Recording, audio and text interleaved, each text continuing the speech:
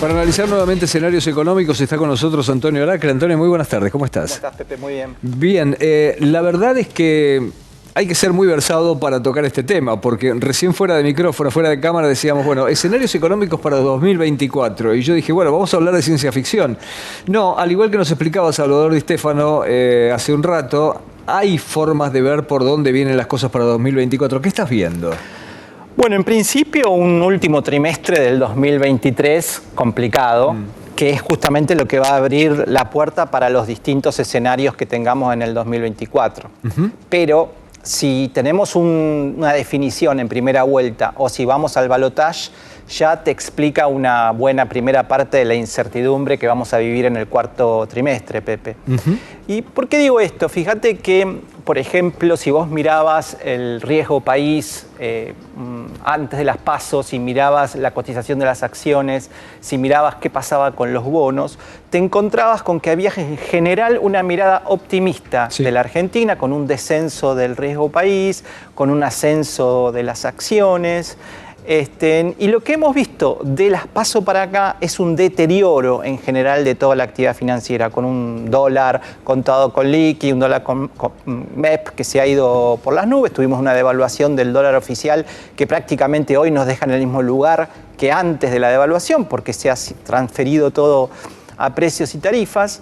Pero la verdad es que con un aproximadamente 12% de inflación este mes y otro tanto o un poquito más en septiembre, nos encaminamos a un cuarto trimestre que, de volver a confirmarse lo que pasó en las PASO, o sea, un resultado que indica que Javier Milei tendría una posibilidad muy cierta, definitoria en octubre o a confirmar en noviembre de ser el próximo presidente en la Argentina, eso generaría un nivel de incertidumbre bastante importante porque el impacto de esas políticas económicas todavía no está del todo descontado o incorporado, ni siquiera entendido por parte de los mercados. Vamos a esto, Pepe. A ver. Mucho se habla de que Milei va a dolarizar la economía como uno de los mecanismos más importantes para, él dice, derrotar la inflación, barrer la inflación, dinamitar el Banco Central, que es la autoridad monetaria, en su opinión, responsable de la emisión del peso y del deterioro que tenemos inflacionariamente. Ahí se te abren dos escenarios, Pepe. Que lo quiera hacer inmediatamente, primer trimestre del 2024, o que se tome un año más, que es un poco esta puerta que se está empezando a entreabrir en las últimas semanas por parte de Milei, donde dice, bueno, tal vez no lo podamos hacer inmediatamente, en una segunda generación, en el segundo año del mandato. ¿Por qué hago esta distinción, Pepe? Porque si lo hiciera inmediatamente, enero, febrero, para poder dolarizar el circulante, es decir, los pesos que vos tenés en tu billetera, el que tienen los chicos cuando van al kiosco, al bar o lo que fuera, necesita unos 10.000 millones de dólares. Hoy, y en diciembre la cosa no va a ser muy diferente, lo que sustentarían esa dolarización de 10.000 millones de dólares son los encajes de los depósitos en dólares de los bancos, con la peligrosidad que eso significa. Entonces, ¿qué quiere decir? Que si alguien ve que Milei gana en octubre o en noviembre, el nivel de incertidumbre va a crecer, porque va a decir, ¿qué van a pasar con mis depósitos? ¿Los voy a seguir teniendo? ¿No? ¿Qué hago? ¿Los voy a buscar? ¿No los voy a buscar? Ahí ya se te abre un escenario complicado. Pero puede haber otro escenario, que es, no, lo voy a hacer dentro de un año, porque voy a esperar a juntar dólares después de esta sequía, etc. Pero lo voy a hacer. Y ahí entonces la otra pregunta, Pepe, es ¿qué va a pasar en ese año, en esos 6, 9, 12 meses de intermedio, de situación en espera, con quienes desesperadamente van a querer salir de la posición de pesos que tengan porque saben que el peso tiene sus días contados y que mes más, mes menos va a venir una dolarización? ¿Y eso dónde nos pone en términos económicos? ¿Al borde de qué, Pepe? De la hiperinflación. De la hiperinflación, que es el derrumbe total y absoluto de la demanda de pesos. Entonces, ahí tenés un escenario complejo, te diría. Déjame tomar las dos puntas de la explicación que nos estás dando, porque Empezaste hablando del ciclo económico que hablaba de títulos y de bonos argentinos que estaban cotizando mucho mejor. ¿Por qué? Porque el mercado preveía un cambio de ciclo.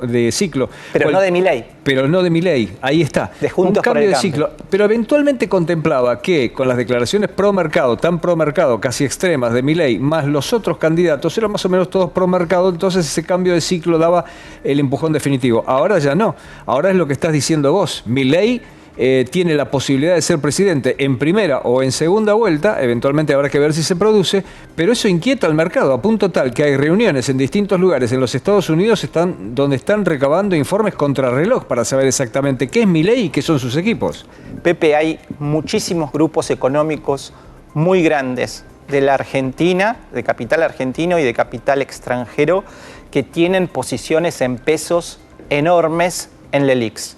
Cuando digo enorme, te estoy hablando de 180.000 millones de pesos, por decirte cerca de 1.000 millones de dólares o cifras similares, que frente a una dolarización o a un esquema de derrumbe completamente de la demanda y del valor del peso, perderían fortunas en dólares. Entonces, eso por supuesto le preocupa mucho al Círculo Rojo. Como contrapartida, ¿qué es lo que dice Patricia Bullrich a través de Melconian, que es su futuro ministro en el caso de que ella alcance la presidencia? Él dice, nosotros vamos a ofrecer un bimonetarismo, que entiendo que Salvador lo explicó bastante bien hace un ratito, que es esa libertad que tienen los particulares y las empresas de poder contratar en dólares sus inmuebles, sus ventas, sus compras. Es hacer legal lo que ya existe hoy. Exactamente, formalizarlo, pero dejar que el peso siga existiendo, sobre todo para las transacciones cotidianas y de más corto plazo. Y en el interín propone como transición, y esto me parece que es el punto más novedoso que estamos conociendo esta semana por parte del equipo económico de Patricia Bullrich en cabeza de Melconian, propone un sistema de desdoblamiento cambiario, es decir, un dólar comercial fijado por el gobierno a valor competitivo para las exportaciones y las importaciones, y un dólar financiero similar al que tenemos hoy como MEP, contado con liqui, blue, único, libre, flotante, para todo el resto de las transacciones del mercado, con la esperanza de que a través de todas las transformaciones fiscales, monetarias, de índole laboral, etcétera, todas esas leyes que van a ir al Congreso, se den señales tan consistentes que empiece a haber una convergencia entre ese dólar financiero y ese dólar comercial cada vez más profunda, y en un momento vos puedas soltar y hacer una libre flotación en el mercado del tipo de cambio. Ahora, Antonio, en ese caso, ¿no estamos hablando del tan mentado gradualismo que ya fracasó? Estamos hablando de un mini gradualismo, es decir, estamos evitando hacer lo que hizo Pratt Guy en el 2016, cuando liberó el cepo de un día para el otro, y eso tuvo una implicancia inflacionaria importante. Y lo que dice Melconian es, aprendimos de eso, no lo queremos volver a hacer, lo vamos a instrumentar al cabo de 9 o 12 meses, y en el medio vamos a tener un desdoblamiento cambiario. Bueno, Antonio, estoy un poquito excedido en el tiempo, pero tengo que preguntarte por algo que nosotros pusimos en el aire ayer a través del trabajo que ha presentado Isaac Rudnick, y que habla de lo que ha crecido la canasta básica alimentaria en los lugares, los barrios populares, en los lugares más pobres de lo que es el AMBA. Y la verdad es que es impactante, ha subido un 27%, con productos como la carne que ha trepado casi el 50%, el 48, 49%. Eso empuja gente a la pobreza de una manera inmisericordia. Lo que este gobierno no ha entendido, y me parece tampoco Massa tiene una postura clara de cara a las elecciones para sus votantes y para el resto de la gente que quisiera votarlo, es que la inflación es lo que la gente desesperadamente quiere librarse, ¿sí? Esto lo entendió muy bien Milei y lo aprovechó, lo entendió bastante bien Patricia Bullrich, pero Massa no termina de articular un plan que diga cómo va a combatir este proceso. Entonces, lo que vos ves es que Una semana antes de las PASO hubo una devaluación fiscal del 7,5% que afectó a los precios. Al día siguiente de las PASO hubo una devaluación común y corriente del 22,5%. Ya llevamos un 30%. Más todo el arrastre inflacionario, porque hay una inercia indexatoria, te ponen un 30%, que fue lo que venimos diciendo hace un par de semanas, que entre agosto y septiembre va a ser muy difícil que la inflación baje de un 30%, y por más suma fija, por más paritarias que existan, todo eso con la inflación siempre llega tarde. Antonio, gracias por el tiempo y esta presencia aquí. A vos. Hasta luego. Seguimos informando, tenemos más.